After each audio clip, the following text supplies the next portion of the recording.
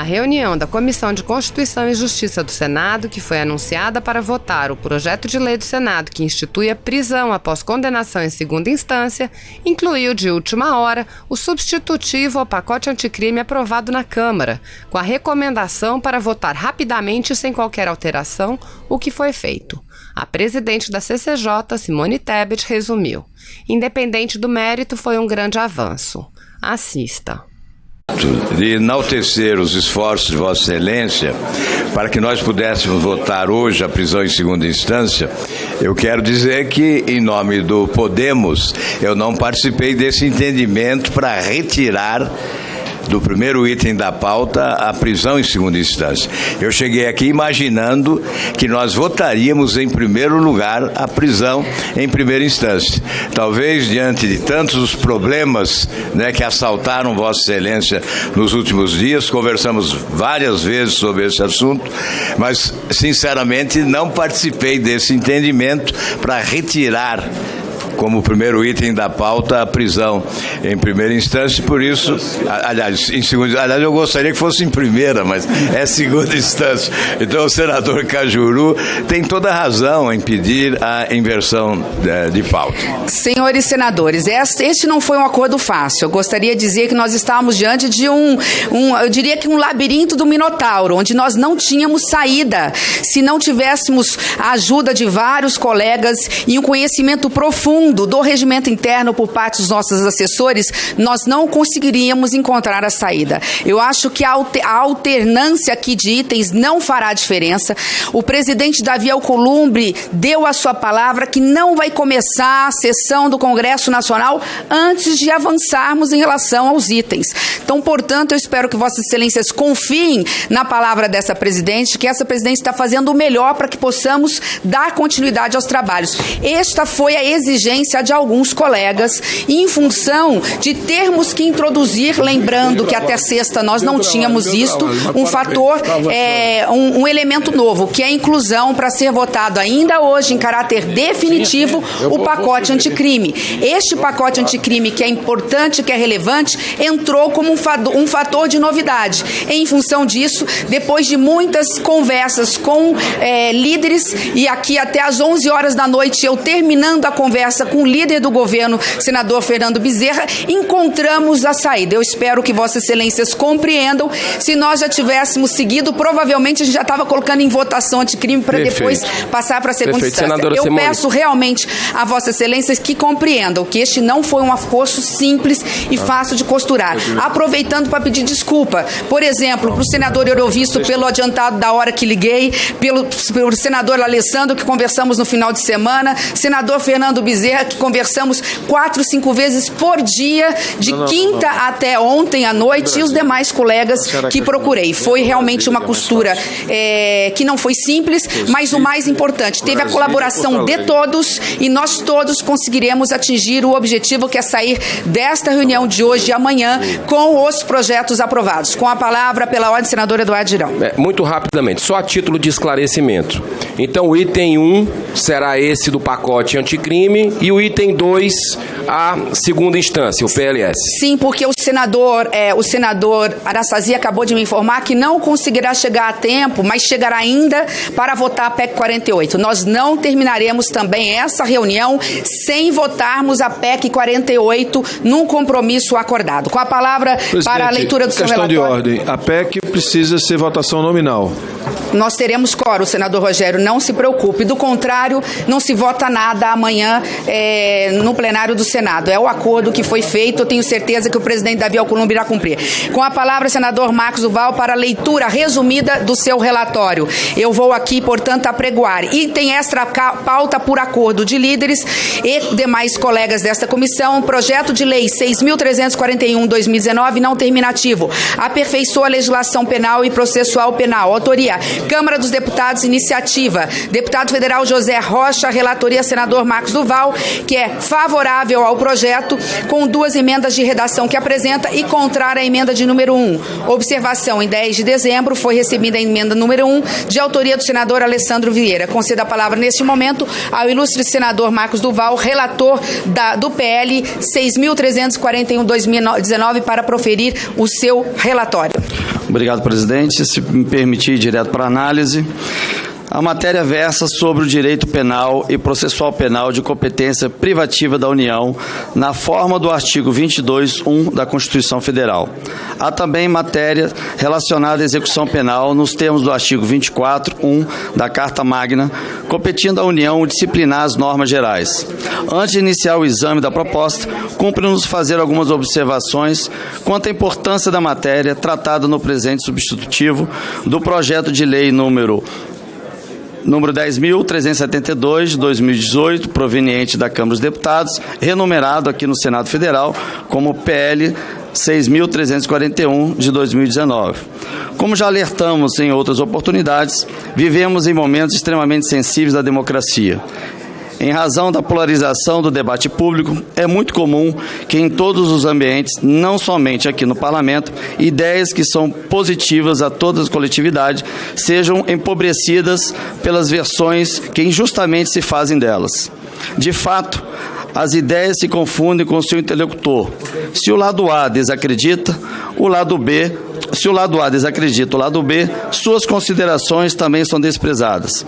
E nesse processo de quase alienação, não examinamos o que de bom existe nas ideias submetidas à nossa análise.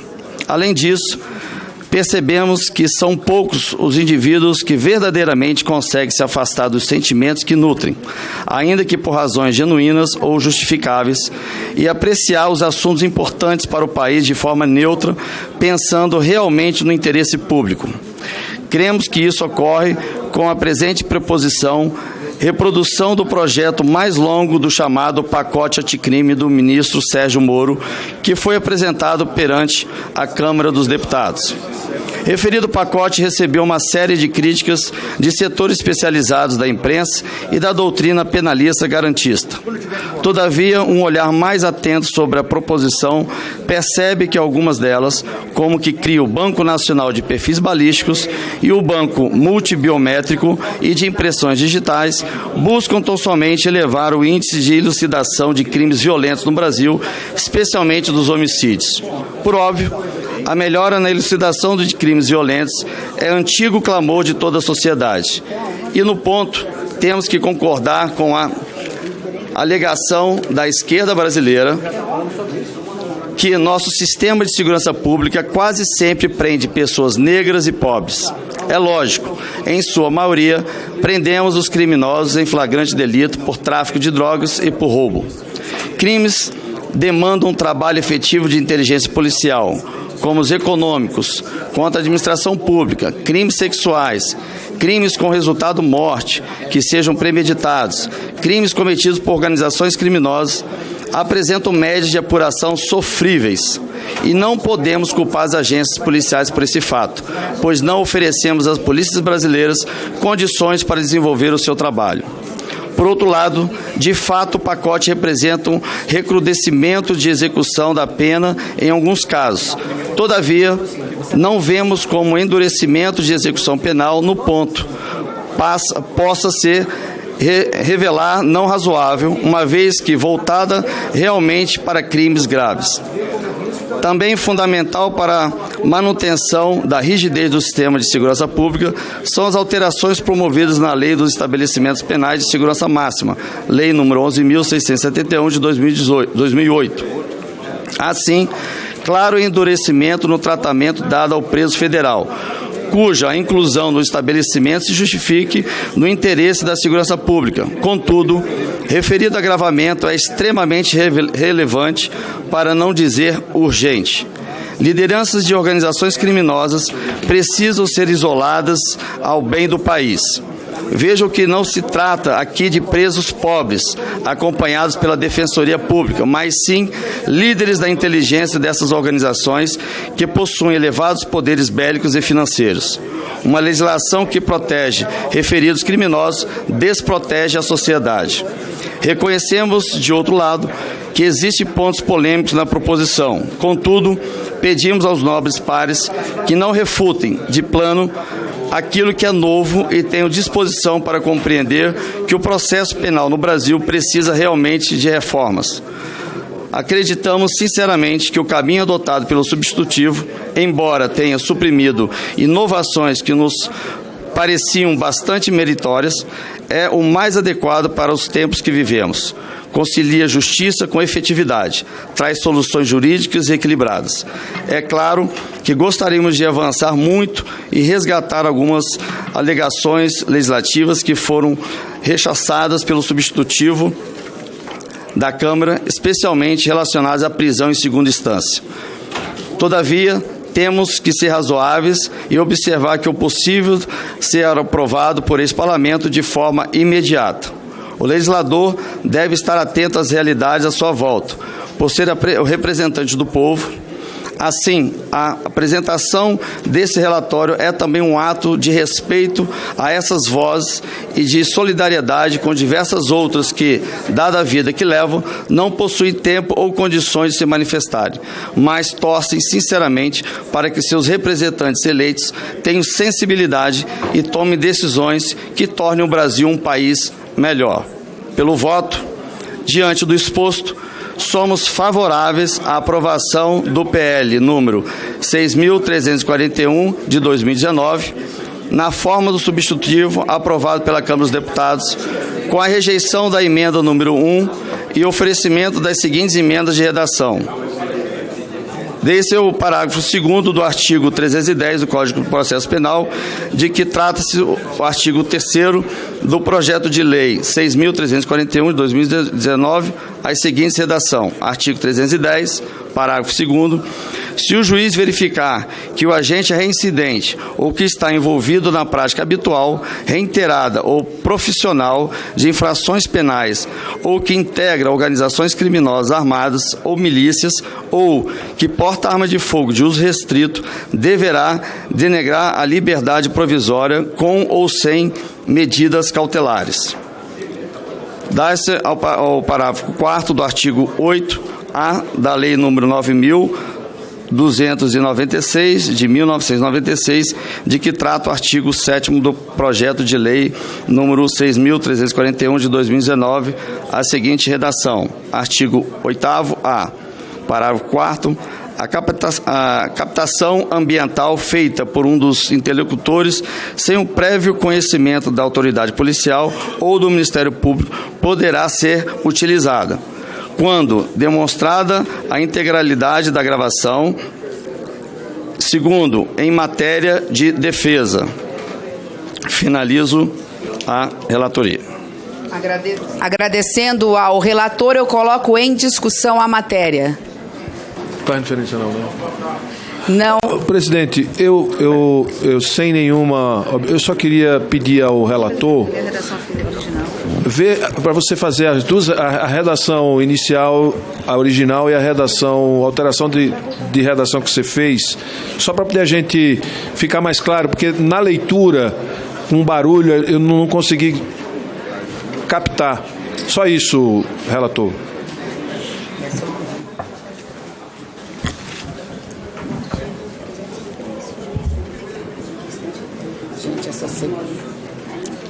Essa segunda de mérito, isso aí ele pode querer voltar para a Câmara, essa segunda de mérito.